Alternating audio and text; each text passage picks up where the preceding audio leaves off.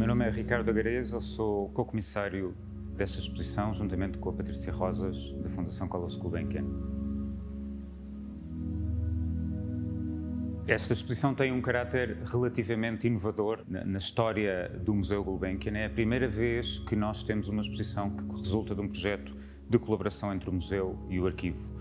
E isso nota-se na própria exposição. As pessoas vão ver material muito variado, desde desenhos a fotografias, a vídeos e muitos textos e muitos documentos que vieram do arquivo e que nunca tinham sido expostos, além das obras de arte.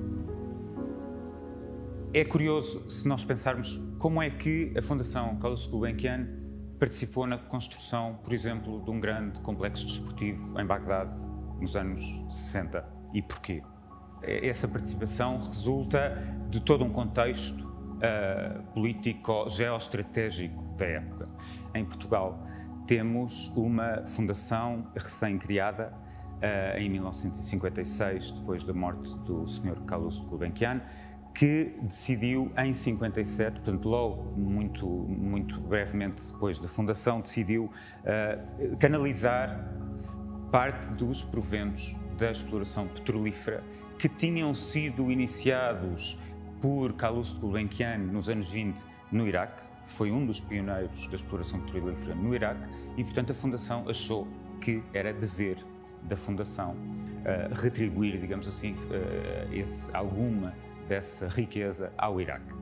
Há uma troca intensa entre Portugal e o Iraque por via da Fundação Carlos Gulbenkian, por via desta política de apoio ao desenvolvimento, aquilo que se chamaria hoje em dia uma política de apoio ao desenvolvimento. E, portanto, o contexto começa por ser um contexto no Iraque de monarquia, do Faisal II, que imediatamente, em 1958, foi deposto por uma revolução de 14 de julho de 1958, que fica a ser, digamos assim, a data de nascimento da nação moderna iraquiana, da nação republicana iraquiana.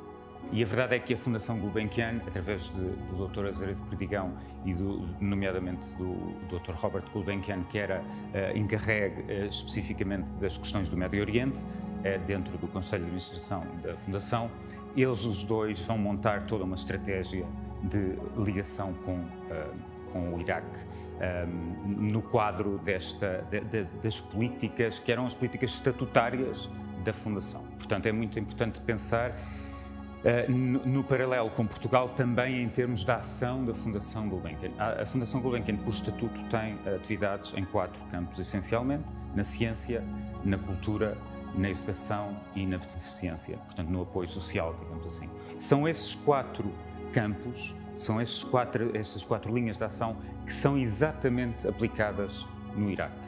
Tal como nós os conhecemos em Portugal, e conhecemos a quantidade de pessoas que foram apoiadas, de artistas, de edifícios construídos, de laboratórios equipados, de toda a atividade que a Fundação teve ao longo destas dezenas de anos. Esse foi exatamente o caso com o Iraque, só que foi apenas em 15 anos. Portanto, há toda uma espécie de máquina diplomática montada para lidar com estas alterações de regime, que vão continuar ao longo dos anos 60, depois há mais revoluções, micro-revoluções, muito curtinhas. Estima-se que dentro deste período de 15 anos, entre 1957 e 1973, a Fundação Gulbenkian tenha apoiado um número que, como eu digo, se estima em 600 bolseiros em pós-graduação, em doutoramento nos Estados Unidos e, sobretudo, no Reino Unido.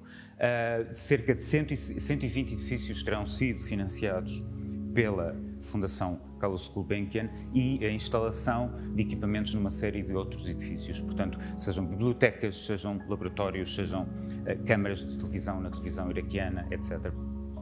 Esse período destes 15 anos termina abruptamente em 1973.